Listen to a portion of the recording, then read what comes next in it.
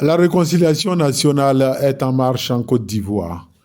Selon le confrère Afrique Intelligence, Guillaume Soro, l'ancien président de l'Assemblée nationale et ex-premier ministre, a passé 2 coups de fil au président de la République, Alassane Ouattara. Le dernier en date ne remonte qu'au 30 mars 2024. Ces échanges entre les deux hommes marquent un tournant décisif dans la décrispation et le retour à la normalité dans les relations entre les deux hommes. Depuis 2019, les relations entre Alassane Ouattara et Guillaume Soro se sont dégradées au point d'atteindre des pics très inquiétants, parfois même pour la stabilité du pays.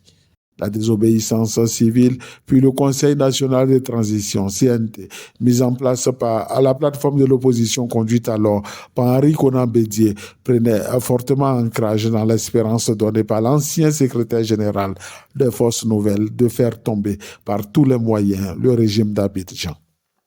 Le chef de l'État, soucieux de la cohésion nationale, du vivre ensemble et d'une réconciliation vraie et sincère, dans un climat apaisé, a élargi tous les leaders politiques impliqués dans cette inédite tentative de déstabilisation des institutions de la République.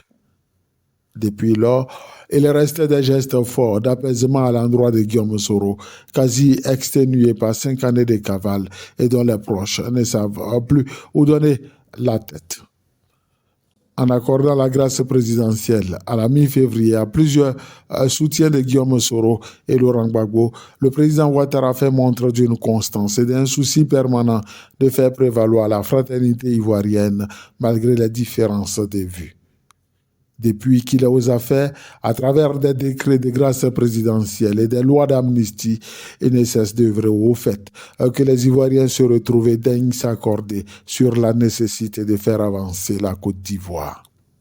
La reprise du dialogue et des échanges entre le président Ouattara et Soro pourrait rebattre les cartes et ouvrir la voie à l'émergence de plusieurs cas de figure, au nombre desquels une probable alliance entre Génération des peuples solidaires GPS officiellement dissous et le Rassemblement des oufouettistes pour la démocratie et la paix, RHDP.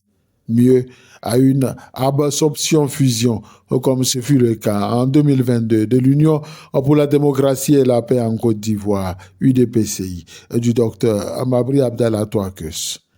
Un scénario qui fragiliserait davantage l'opposition, déjà fragmentée et affaiblie par des querelles de clochers et une totale incapacité de synergie d'action. Dans la perspective de la présidentielle 2025, un éventuel retour de Guillaume Soro au bercail HDP élargira la base électorale de ce parti, déjà suffisamment grande pour remporter les prochaines joutes électorales. Guillaume Soro, qui a entretenu des relations exécrables avec les défunts Ahmed Bakayoko et Egon Koulibaly, aura fait montre d'une résilience qui pourrait bien le repositionner en pole position au sein du parti présidentiel.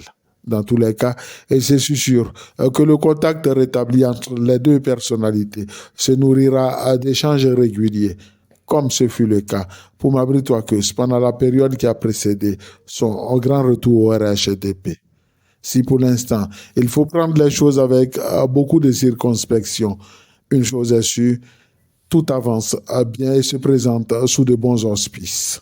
Et gageons un retour imminent de Guillaume Soro en Côte d'Ivoire pour prendre toute la place qui lui revient de droit dans l'arène politique.